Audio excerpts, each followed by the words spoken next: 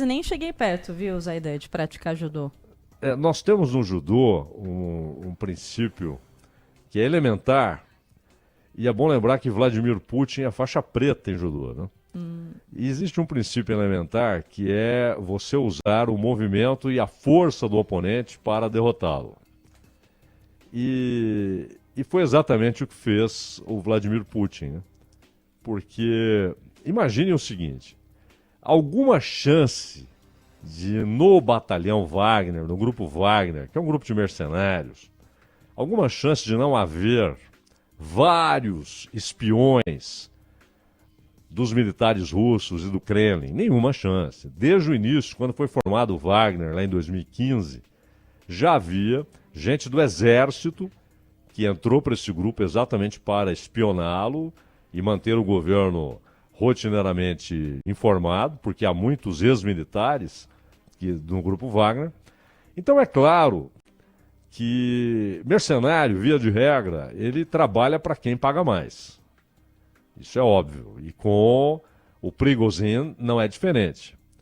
O Prigozhin estava com a mina de ouro, aliás, em alguns casos, literalmente. Na África, por exemplo, ele aproveitava o fato do grupo Wagner ajudar o governo russo lá em algumas ações, obviamente permitidas pelos governos da África subsaariana, e ele conseguiu alguns contratos para exploração de mina.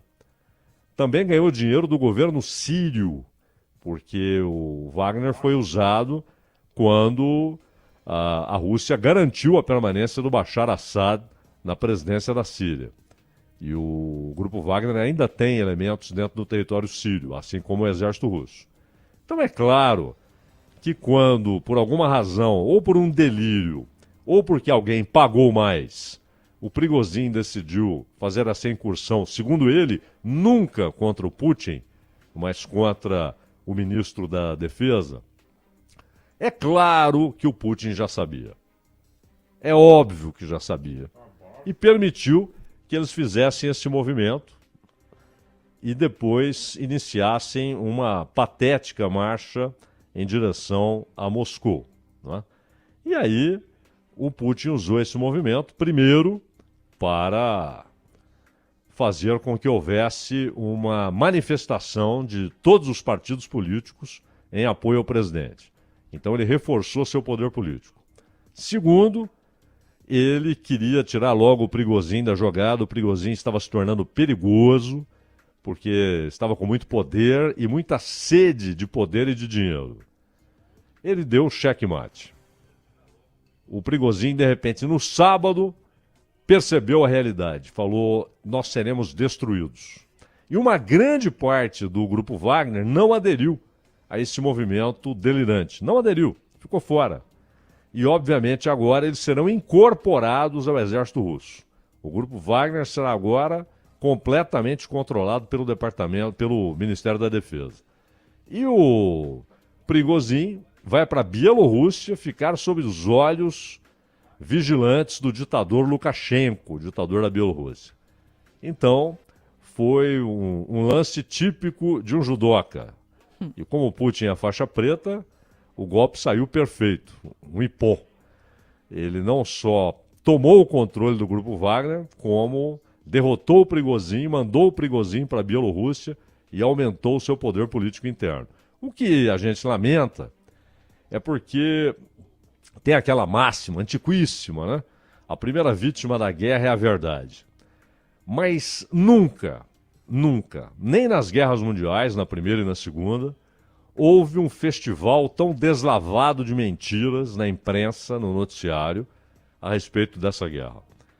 E, infelizmente, por exemplo, a imprensa brasileira, a imprensa dos países periféricos em relação ao que está acontecendo, ela tem só reproduzido a imprensa americana, e grande parte da imprensa americana, além de ter feito uma cobertura horrível desse episódio na Rússia, sexta e sábado, mas muito ruim, se aventurou a análises completamente fora da lógica, começaram a trabalhar com uma cascata do tipo: vamos lá, né? Putin está no fim, que é uma grande bobagem. E como sempre tem acontecido com o New York Times, com o CNN, com o NBC eles reproduzem, Washington Post, eles reproduzem aquilo que a CIA e a inteligência militar e o Departamento de Estado e de Defesa passam para eles. Isso não é imprensa, isso é trabalho de porta-voz, né? Isso é antijornalismo e a imprensa da América do Sul fica reproduzindo esses lixos, né? E desinformando os seus leitores, seus telespectadores, seus ouvintes. Mas é só usar um pouco de lógica e perceber quais foram os movimentos para saber quem ganhou e quem perdeu, né, Maju?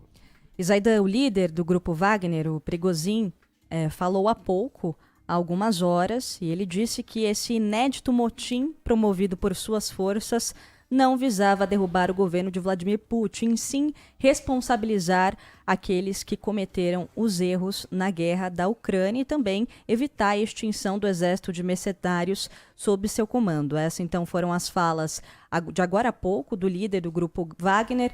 E, Zaidan, qual você acha agora que vai ser a consequência, né, dessa rebelião na guerra entre Rússia e Ucrânia, já que o grupo Wagner teve um papel significativo, né, nessa guerra contra a Ucrânia desde fevereiro de 2022, né? Como você avalia isso, a consequência disso na guerra entre Rússia e Ucrânia?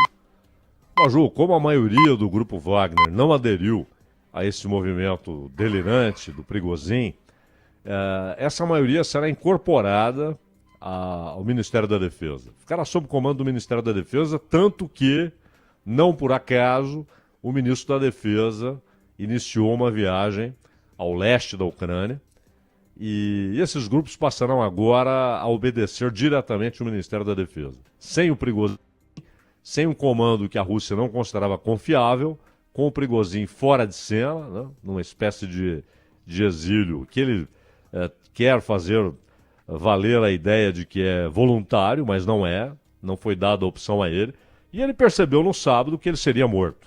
Ele seria morto. Então, esse acordo, e aí fizeram todo aquele mise-en-scène, a Bielorrússia chegou com um acordo para que ambos... Não, nada disso. Todos os termos foram determinados por Moscou. A Bielorrússia só fez o papel dela no teatro. O Lukashenko é um tributário de Putin.